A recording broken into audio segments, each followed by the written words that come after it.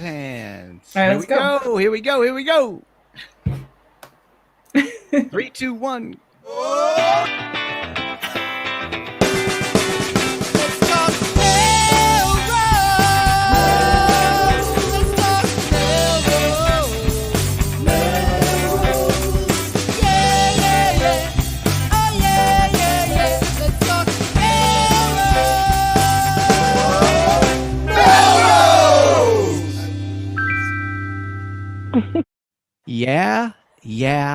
Yeah. There we are. Hello, Melrosians the world over. My name is Tom Catalini. I'm Jen LeClaire. You know what? Actually, Sam. That is Sam Hammer. You could stay muted and I'll just fill in. I'm Sam Hammer. Yay! And I'm Tom Shampoo. And this is Let's Talk Melrose. Melrose, a show where Melrosians talk to Melrosians about Melrose. No topic is on the limits unless it's not about Melrose, and we don't want to talk about it. But Melrose is just a microcosm for this big, wide, weird, wacky world that we live in. And I mean, there's just so much going on. Oh, by the way, welcome to this wide, weird, wacky world, Henry Karaji. Hey, born on Sunday.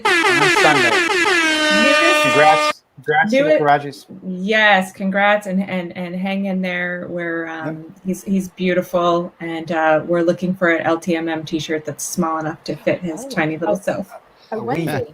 We'll get a onesie. Yeah. Onesie, yeah. Don't tell. Yeah, so our viewership just Shout went out up by one. or a diaper. That might be more appropriate. Right. Yeah. Anyway, congrats, Karaji family. Yes. Yes. We're very all happy of to Melrose hear is that pulling news. for you. Also, sorry, go ahead. Sam. We're all trying to transition to the summer stroll. I think they missed the summer stroll. I missed it too. I wasn't there. I know. You Wait, who was there? I was there. I was there. I strolled. Okay. Yeah, it was fun. I feel like every year it gets better. So shout out to Jen Manning and the chamber. This was her first stroll and kind of a big comeback. You know, her first big event, and also kind of just a big comeback for that event, because obviously we didn't do it last year. So it was awesome to be out and see everybody. Lots of people I haven't seen in a long time. It's exhausting to catch up with people that are outside of Russell Park. Like, it's exhausting to, it's a lot of. So therefore, don't do it. Is that what you're saying? No. But there's a lot of people I haven't seen for a long time, and I was delighted to see them all. And but it's like, repetitive because you haven't seen everybody in so long, you sort of catch up over and over and over again. But it was awesome. But Main Street's closed, no car traffic, and you're walking around mingling like that, which is great. And there's some restaurant food and drinks outside. There was music. I think 4 music stations, all different kind of music, all the way up and down the street. So it was a good opportunity for that. I think the first year. Sorry, Tom, go ahead. I was going to say, my one complaint is there was only one beer station that I found. Yeah. And there was very long lines. So I think the restaurants have to step up, bring out a table, bring out a keg of beer. Well, we could have had Santa Fe burrito added to the mix if they hid the booze behind the fence or something. It's too bad. But yeah, I agree. The first year, I remember long lines. There was it's only like that one or two blocks, and so there's only there's a limited number of restaurants. But so the long lines to get food or a drink. But each year we've added more. So there is more, and I think each year that we open new restaurants and more booze, it'll be better. Somebody reminded me of this in the typical Melrose fashion. There was like a little 10x5 square taped off that you could have a sip of beer. And when we started, because we didn't want to go all the way to people freely walking around with a cup of beer. So it's actually was quite nice this start year. A fire pit or something. But it started much more reserved, and it could go on from there. By the way, so I'm drinking a little gin and tonic here, some summer gin from Short Path Distillery in Everett that I got at a tasting at Buckaloo's. Oh, so I saw that. Booze in now. So yes, I saw that. Slowly but surely. So also for summer stroll, I just want to give a quick shout out to if you are not a restaurant or a liquor provider in some way, I want to give a shout out to Wakefield Cooperative Bank. because I thought they are an example of a business who is not sort of, retail and kind of customer facing. Yeah, yeah. The best thing they could do is to stand out there and give out money. That would be awesome. But you don't have to. They were a great example. You don't have to have food or beverage to be able to participate. They activated their space. They had caricatures going on. They had live animals. They found a way to kind of get out and interact with the community. I think they've also been paying attention to us. So I hope actually that they're watching, because I know they've looked at some of our posts. So kudos to you. Kudos, Wakefield Bank. I will also still say I'd still prefer that our banks not be on the best block in Melrose. But having said that, if you're going to be there, you don't want. There's no banks on my street. I'm not sure. True.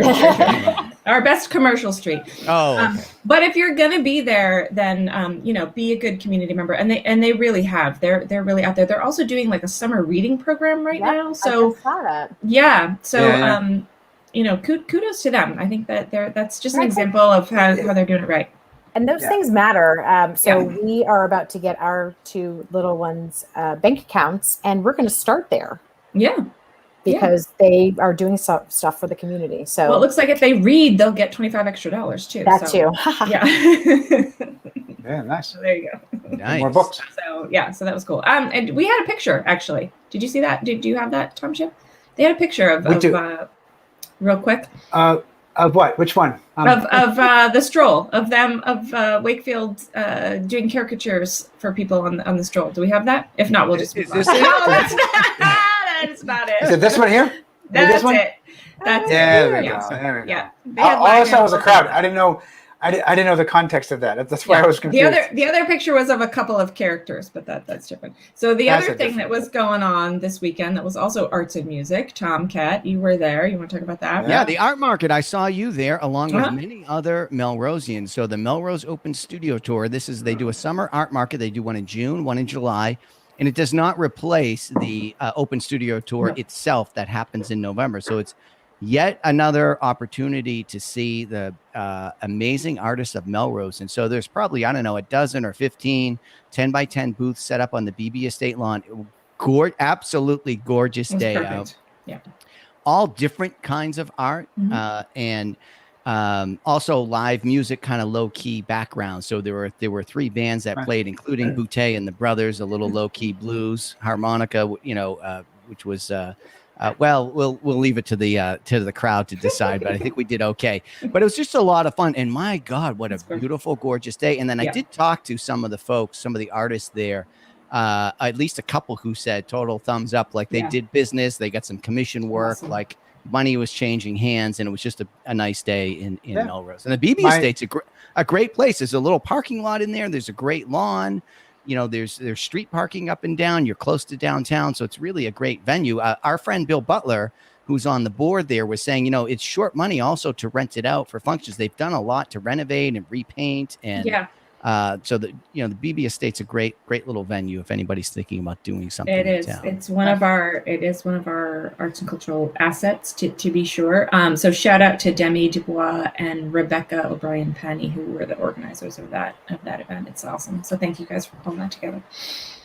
So at the summer stroll and the art market, when we're listening to some live music, some of the acts there were folks who signed up for Porch Fest. But I talked to some of the organizers of Porch Fest who said they've got about 30 or so porches lined up and about as many musical acts, but they really are looking for another, 30, 60, like a high number of musical acts. Now, when they did this Porch Fest a couple of years ago, they had 80 to 90 musical acts. So they're in town, but we just want to encourage them to, if anybody's listening or watching or knows somebody who's got a musical act of any kind out there, to reach out to the Melrose Porch Fest people and sign up. There's plenty of places to play. It's just a great event. I'm so glad it's back this year. It's just a ton of fun. Hopefully we get good weather, nice crisp fall air, with the live music and hanging out. Yeah.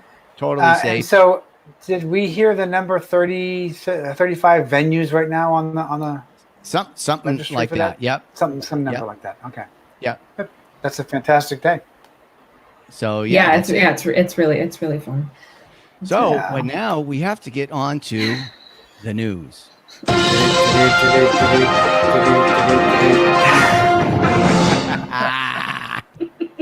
Never gets old. Hey, Jen, what's popping? What's popping around Melrose? Well, I think we're going to find out soon what's going to be popping in Melrose. The city has just launched something called Project Pop-Up. It's a pilot program to fill vacant storefronts downtown with upcoming pop-up retailers, artisans, and makers. So it's funded through a grant from the Mass Office of Business Development. And there are 2 locations in Melrose. It's over near where Beanstalk was, and whatever's right next door to that. So those two. Where's Beanstalk? On Essex Street. On Essex Street, okay. near on the same block Near the animal as the hospital. Melrose the animal hospital. Yeah, there's 2 empty storefronts there, and they're small, which is actually I don't know how big they are. I shouldn't say that. But those are 2 identified locations. Margot Fleischman, the city's director of strategic initiatives, is launching this, spearheading and launching this program. You have to apply. So I believe the deadline is August 10th. So small retailers will get access to these currently vacant storefronts for between 1 and 3 months. And you apply through this organization called Up Next that kind of lines you up, and it also gives you support services to go along with your pop-up. So you have like PR, signage and PR and marketing assistance. So it's like an incubator program, and it's the first time Melrose has done something like this. I fully support it. It sounds great. I have, a lot of questions. I know we talked about this a little bit, that like, I'm not sure kind of what happens afterwards. Like, how do you take this as an incubator, but then ensure success for these businesses so that they can go on to whatever's next for them, or stay in the location and develop it, or I'm not sure, but it's a great way to start. So. Wow. So I just fantastic. clicked on the link that we should share, and it says each 400 to 500 square foot space will be transformed into a blank canvas with fresh paint indoors and out, available for 2 to 3 month long activations.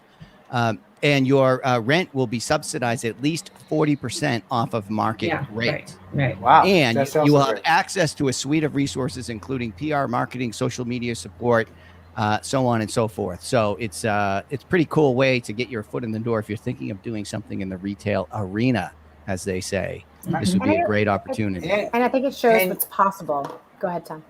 No, go ahead. No, I was going to say, it just shows what's possible with, X number of with dollars towards creativity and how to activate empty storefronts. I'm excited to see who comes in. Hopefully some, if not all of them, are Melrose small businesses. Obviously, it's a choice that you can make if you are able to do, and you need a retail space, or able to move into a retail space easily and then move out if you have to. So, So who's subsidizing the rent? Is there a grant or something, or what's, do we convince the landlords to do it? Does anybody know the finer details? I'm just curious. I believe it's through that grant from the the State Office of Economic Development or Business Development. Okay, perfect. Right. Yeah. Give Yeah. it a little seed money, It's a great. we're off and running. Cool. Right. And But maybe that's why I'm it's a hoping short- there's it's a- I'm hoping there's some sort of like teach a man to fish kind of a thing where, Or a woman, Jen. You could teach women. to Yes, fish, that's you know. true. That's true. No, I just want the fish. I just want the fish delivered on my plate with no bones in it. I'm with Thank very you. much. I'm with you on A that. lemon on the side. shampoo, go. No, I'm done. Your comment covered my comment. It's just about Okay. the creativity of unused space and being proactive in getting the community to come together and kind of come up with new ideas. That's a nice high traffic area. You know what I Yeah. mean? That little people walk from But- like Shaw's to Main Street and back, right? That's a hot spot. Yeah. I think what it is that they want to see that historically significant lion's head that's hanging over Right. that door From TJ Maxx. from TJ Right. Maxx, Yeah. Right. circa Right. 2016. Well, I hope this is the season of precedents to be set. But in the meantime, we are again going to be collecting school supplies at Edward Jones. That was a terrible transition, but I got there eventually. No, Yeah, right. It's perfect. It's Not- good. I did just see that. So Edward Jones, again, thanks to Chris On Main Snella, will Street. be on Main Street. Thank you. Mhm. We'll be collecting school supplies for students in need, and most of these, if not all, are Melrose students. So there's another opportunity to give a pack through Melrose Together, and they'll be supporting housing. I know lots of school supplies. Everyone's in need. Yeah, exactly. Housing Families has identified 500 students in their network who are in need of backpacks and supplies. So That's amazing. I'm going to present a challenge to all of us here that we do this, and then I want to get a picture, and we'll show it on the show at some point in the future in August. But let's all commit to doing something to bring it down there. Well, you know what? I love already there. You know what was going through my head is I probably have leftover school supplies, right? You know, because Stephanie tends to stock up. Yeah, I do too. Pretty heavily. And now that the youngest has just graduated high school, we might have some pencil cases and backpacks and whatnot. Can I give another hot tip for give a pack a back a pack? If you go to with Hannah Donahue. Dana Donahue at the job lot. If you go to Ocean State Job Lot, they have a program right now where if you buy a $15 backpack, they will give you a $15 gift card to the store. So nice. Ocean State, everyone. Okay. There you go. Right. There you go. I've already bought a lot of the supplies, but I haven't picked up a pack yet. All right, there you go, Jen. More stuff. I was gonna say, are actual backpacks on the list of needs, or is it supplies? Yeah. Okay. Both. Just making sure. Both. So I think Edward Jones has a supply list, and then the Malden Housing Families is looking for a backpack filled with the supplies. So you can do either one or both. There is, like Sam said, plenty of need right now. So yeah, but also school. I heard school supplies are going fast though. So get out there, and do it soon. I know, right? I know. I'm going to send you my list and see if you have what we need. You know what else? Yeah. You know what else you need for school is books. And can you name one place in Melrose that, as of 2017, had 95,797 books in stock? Tom Shampoo's basement? The Melrose Public Library. Yeah, naturally, of course. Yes, absolutely. The main library built in 1904, last renovated in 1994. We talked about this on the show. There's an $8 million grant awarded that we applied for years ago that the city was now awarded to pay for part of the renovation. The estimate in the original proposal is something around 18 million. So maybe it's rounded up. Maybe it ends up costing 20 million. We got about 8 million from the state. I heard that the trustees control some money that donated another 2 million. Another 2. Yep. So you're making a good dent in it at this point. And the city, this doesn't go to a vote or anything, but the city does need to decide, and the city councilors need to approve, the extra spend, however they finance that. Maybe there's some money in the couch cushions, and maybe there's some debt that's taken on. Whatever it is, but it's a big decision, and it's identified in the Melrose Forward Plan. It's a high priority item. It's been talked about for a long time, but now some chips are falling. We got some money, but people have forgotten about this, right? We've had a pandemic and all kinds of things happening since then. So the city is holding a forum at the Learning Center at MHS on 7 p.m. at Wednesday, August 18th. Also, simulcast, as they say in the business, on MMTV in Melrose, so you can watch from home if you would like. And you're going to have the mayor there. You're going to have Margot Fleischman, the strategic planning. You're going to have the director of the library. You're going to have all the appropriate people there. They're going to have a bit of a presentation and then an open discussion. Now, I would recommend if you Google, I don't know, I Googled something and you can find the original proposal or, Melrose Library, proposal, blah, blah, blah. Okay. And they scanned in the thing from 2017 and you actually could get a lot of background information and go into this, I think, pretty well prepared. But I have skimmed through. That's where I got those amazing statistics. And it's a very thoughtful plan with there was a lot of details required for this application, including community engagement and all that. So the leadership of the city at that time, the community at that time, all weighed in and shaped this plan. So this isn't something that's just coming to fruition now, but it does need to be recommunicated, and people need to understand what it is and have their chance to answer their questions, ask and get them answered. And that's coming up in a couple of weeks here. So I think that's a great development. There's actually a link we can share where residents can submit questions on the form in advance. Okay. But I think I would encourage you to maybe I'll if I can figure it out here, I'll post the link to this scanned-in proposal, because it really does give you a lot of information, and there's a lot to kind of process with that. And even if you have no questions, it's really great to just go and become informed, because it's going to be a big renovation for the library. The city will be obviously connected to this process too, so I think everybody should know what that means and then what's going to happen with the library. So. Yeah, I can't wait, and I know a great opportunity for people to get their questions answered, and I'm just really hopeful that it goes forward. I think it's going to be such an important asset to our community going forward in the post-pandemic world that we're going to be living in. A place to work, a place where our resources are. It's going to be an arts and cultural asset. It's just they do a lot of great programming. So I'm excited. I'm already thinking about what it's going to be like. Yeah, but well, it tells you right up front. I mean, there's community space, space for quiet, space for conversation, moving the kids' room upstairs, community space underneath. In the proposal, I mean, they have pictures of how was used back then, and there are events with just people crammed. I've been to many events at the library downstairs, and you're crammed in. Like there's demand for it. Yeah. How many people do you think in Melrose are registered, number of registered borrowers, as we say in the library business? So what do you mean, as we say in the library business? The Catalina family business. What's the population of Melrose? Say 28,000? 28,000 plus. How many do you think are registered borrowers? I don't know. Well, all four of us are, correct? Yeah. Yes. And everybody in my family. Everyone in my family as well. So I would say right there. I'm going to say it's higher than my guess. My guess would have been about 15,000. I'm going to say 20,000. Anybody else? Way off here? 20,001.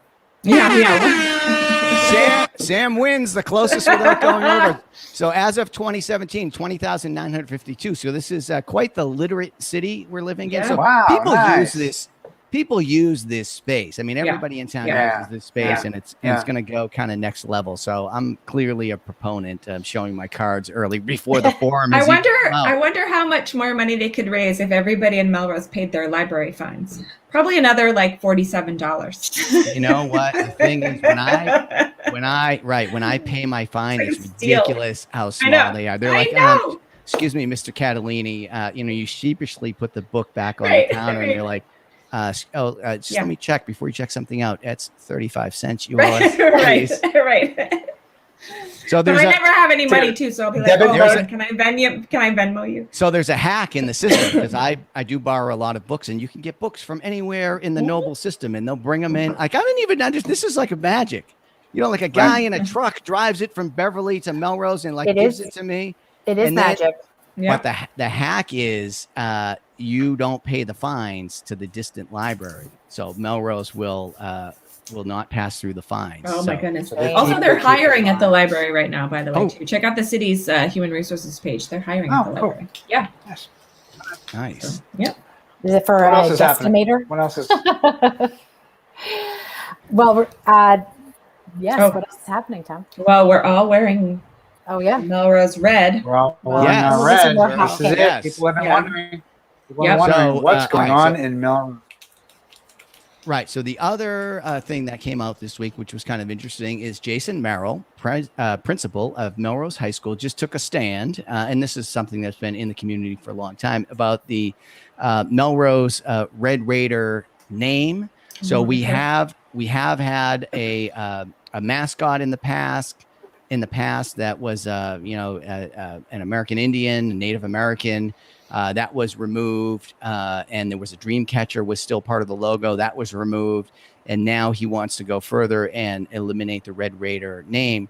So what I always love when a leader does this is just makes a stand, says, this is what I think we should do, he has a plan to engage the community of the school. Yeah. And I love this guy. He's so passionate about Melrose High. He's like, he's great. Yeah. 5 years ago, I signed a contract to, to be the steward of the most important building in the city and the most important community. He really is passionate about Melrose High.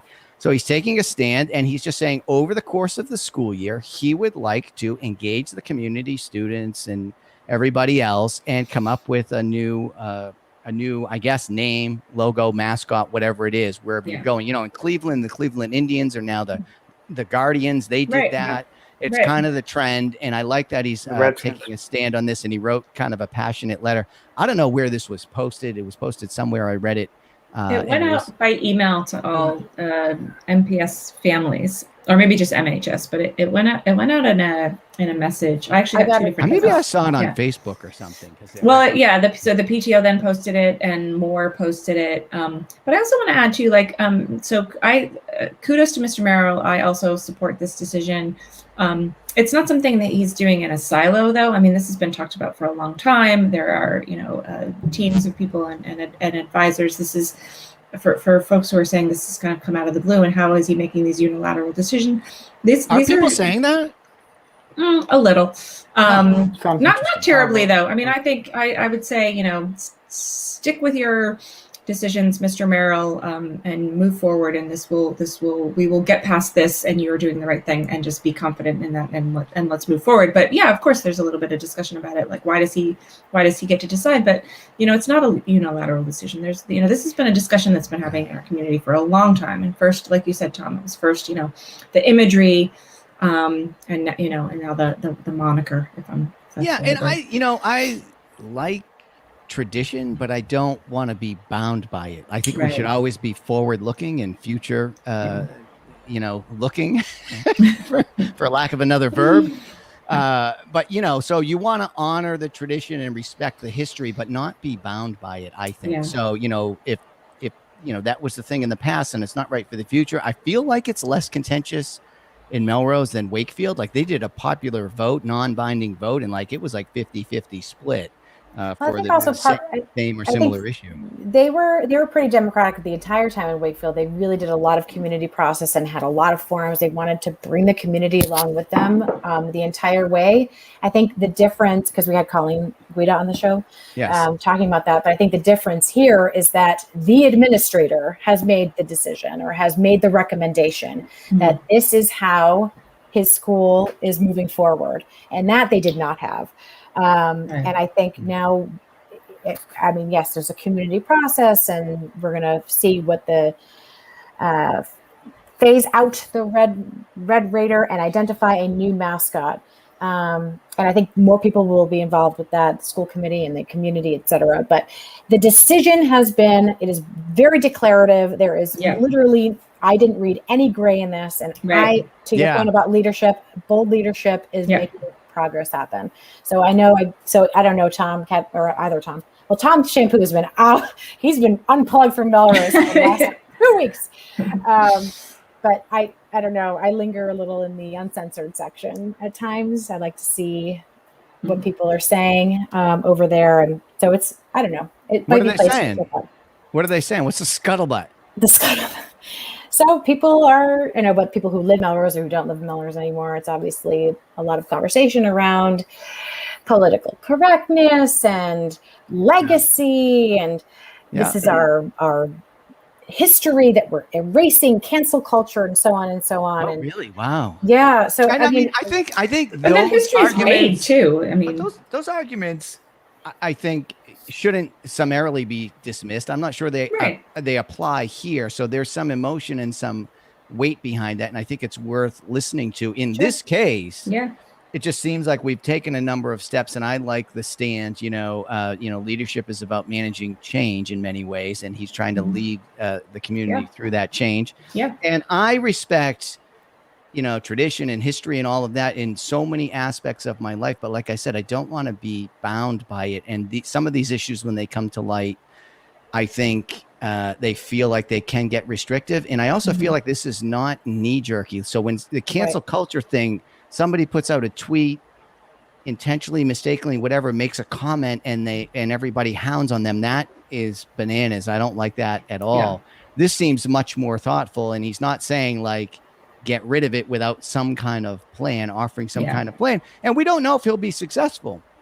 You know, it seems like it. So, but at least he's taking a stand and going for it. And so we'll see what happens. So, but history is a series of changes. I mean, history is like how things evolve, right? I mean,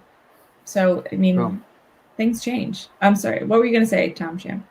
No, fine. I was going to just ask, what is the actual official process? Who has to decide yes or no? Is it a school committee? Is it the superintendent's office, or a bunch of people? Do we know the answer to how it actually changes? I don't know the answer, but I'll give you one anyway. I think the school gets to decide who its mascot is. That's how we roll. So I think the school decides. I can decide who my mascot is. Our banner? I heard there's a flaming swans flag floating around. No, it was stolen.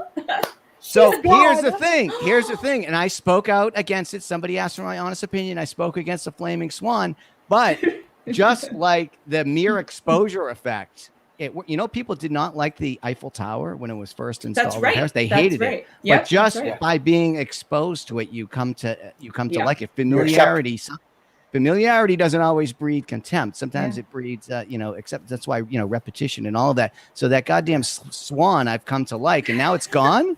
If somebody stole her, maybe burned somewhere, she's gone. She's just gone. Oh my God. I can recreate it, but I think we should have a more democratic process for our mascot for the neighborhood. I'm fine with that. Yes. Designed by committee, please. Yes. Multiple approval process. Readjust the colors a little bit. But this whole thing about legacy, I don't know. I don't get it. I don't have that. I don't feel it. I don't experience that. Like I was a shark. Whatever. Right. I don't get it. So but I don't have to get it, right? Like it's not for me to feel and understand. I appreciate that people have that feeling and understanding. Right. But you know what I also don't get? I also don't get what it feels like to be in the Native American culture and to have this obvious to some bigoted, racist imagery and nomenclature. Right. So that I don't get. And if as somebody who doesn't understand either, if I have to compare and prioritize, it's very clear where my priority would be. Well, it's interesting to re-look at the past and some of those traditions through fresh eyes. So friend of my nephew of Asian American descent, when a lot of that stuff was bubbling up, the anti-Asian stuff, posted on Facebook, and he went through it was very moving. He went through his yearbook signatures from friends, and he shared a photo of just what it was at the time, which at the time I think he thought was harmless, but he was like totally kind of defined by his race in these comments. And it was just interesting to watch him look back at that and to sort of think about that stuff from a distance. So to your point about Native Americans, like maybe even 20 years ago, there was one perspective on it, and you might sort of look back now and go like, and kind of have a different view. I don't know. Yeah. Right. And I think too, where we live geographically, there are other towns that border Melrose that also incorporated Native American culture, or as a part of their mascots or a part of their identity. And they're all struggling with that as well. We mentioned Wakefield. So I think it's not just Melrose, it's other towns nearby that make the region feel the same way. And I think you do that because you admire it, right? You don't pick a mascot that you don't like for your town. Right. So you're doing it probably with the best of intentions. But, you just have to relook at that and like maybe we it wasn't mine to take. Maybe it wasn't. Whether you got it wrong or right or wrong or whatever, but maybe going forward, you should do something different. And that's where I think you have to evolve. As Jen LeClaire says, history is nothing but a series of changes. Oh my God. Pod name for sure. I'm going to get that on a shirt. That's perfect. All right. Brilliant. Well, anyway, it's with that, it's 9:00. We could talk about this for a while, but there are 3 days more. So Les Mis is this. Oh my God. Everybody. Yes. Did you like that? I practiced. Yeah, that was very good. Please get your tickets. Even if you cannot go, the Broken Leg Productions, if you ever want to go see them again, just buy some tickets, make a donation. If you're on the fence at all, rewatch last week's show.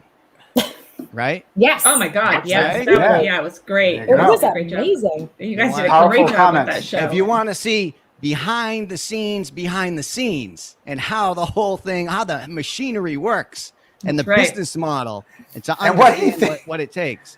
What's that? Right. And what he thinks about the financial situation, because he did talk in stark terms Oh, about yeah. the need to make sure that money's coming in so they can maintain their shows. Well, so there's somebody's got to paint the set and do the costumes and do the lighting. Somebody Right. has to rent the space. Somebody has to buy the rights to that musical, because if it's a musical I wrote, probably the crowd isn't coming in, right? But if it's Mary Poppins, I don't know. I don't watch know. that. I would love to Actually- test. I would love to test that assumption, Tom. huh? You know what? I do have I do have a script I'm working on. I Let's see if will- I can I will see if I help can with punch it up the- a little bit. I'll A help with the lyrics. four-person play. The lyrics is my strong And strong tap dance. and tap dancing. Yes, we're gonna brush up our skills, Sam. And I also would like to say I was very proud to contribute to the costuming department for Broken Leg Productions. The part of their summer camp program is that they show up every day with like these themes and stuff, and so some great Broken Leg cast members from Cinderella paid an emergency visit to LeClaire Costume and Props department last night, and I saw the pictures of it this morning, and it was awesome. So I hope we crushed it. I hope we won the candy. There's no Wow. contest today, but we'll give you candy anyway. Yeah. Oh, All right. So I can't wait for Les Mis. It's gonna be Yes. See you this Yeah. weekend. Wear a mask, please, if you can. great. Yes. Yes. And yeah, that's all we got, you guys. All right. That was Mask fast up. one. Mask up, Melrose, and we'll see you at Les Mis. See you around town.